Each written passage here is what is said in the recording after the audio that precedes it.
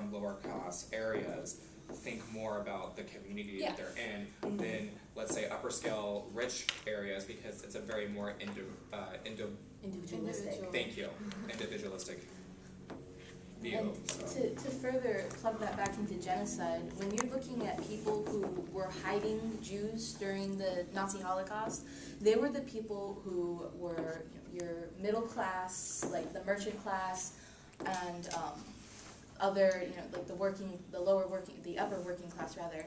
And they were the ones who were taking people in and who were trying to get extra food rations and who were hiding people and putting their own lives at risk. It wasn't people from other areas. That a lot of the upper class people actually worked with Nazi Germany trying to keep their wealth intact. And it just, I'll just stop there because that's frustrating. That's a good point though. About part of that, where like taking people in, I think that now, like opposed to earlier, like during Nazi Germany and stuff, it's a little bit more harder, I guess, to take people in because of all the legal stuff, and we can get in a lot more trouble now, I think, than we could back then. And like I have a couple friends who are missionaries, and they have to be so careful about what they say to the people there, who they tell, where they're at, and it's just, I think we should be concerned for our safety too, because I mean, as much as we are so passionate about the other people too, our safety is a big concern also, and if our safety is put in a place of... When you say "our," you're talking about? The individuals who want to help or like, bring people in and stuff. It's just, we should be very cautious about what we say and stuff, especially since I know people who have gone through really scary situations being, across seas trying to help and stuff. It's very crucial. I think we need to kind of emphasize a little bit more about tools of genocide. I think we need to go a little bit more in depth with that part of the I conversation. think it's something that we're somewhat avoiding because it's sort of gruesome.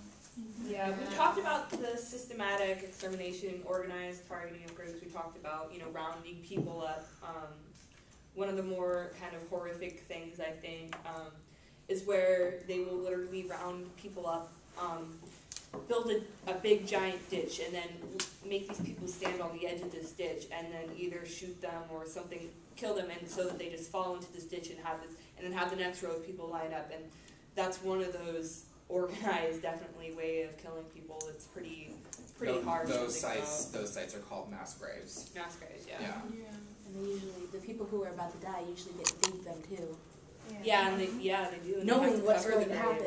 It's a lot of fear. It's a lot of psychological terror, I believe. And there's a lot more psychological terror than people ever even realize. Well, I think once they're even at that point, the genocide started long before, because part of that process is just the dehumanization, not only in the mind of the, in the German way, the Übermensch, like the superhumans who saw like the Jews or the unmentionables like as unwanted and less than human. They not only ingrain that in their mind, but they try and ingrain it in the people being victimized. Because at that point, they're just they just give up completely. It's just breaking them down, and like once they're at that point, digging the grave, they're like, well, this is just how it is, because they just break them down psychologically. It's the whole. It's I culture. think I am what you. Okay. How does that go? I am. What you think I am. Yeah, I am what you think I am. And so there was that very specific example we talked about in class about a man who left Germany. He saw what was going to happen, and he begged his family to come with him because he's like, they're going to be killing us. And even when they could hear the Nazis just 2 towns away, hear them killing people, this family, I guess this guy's father was like, oh, the Jews have suffered through many things. We'll suffer through this. We'll be fine. They didn't get the concept that they were all gonna. Are you talking about that Lemkin thing, like the guy? Yeah. Oh yeah, it was Lemkin. Okay, I didn't remember. Well, like, was that what you were quoting? Yeah. Yeah. His family ended up dying because they didn't think that it would happen to them. They were used to, as a Jewish family, they, throughout history, they were like, well, the Jews have suffered through this and this and this, but they hadn't suffered through a genocide yet. And that's one thing that's on this level. not on a level where it was just let's wipe out every single one so they can never come back. And Well, that's I think that's another tool is mass rape and sterilization and just,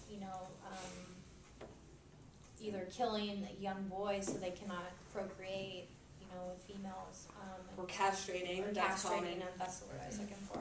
It's very horrific. Or they even have forced fathers to rape their own daughters.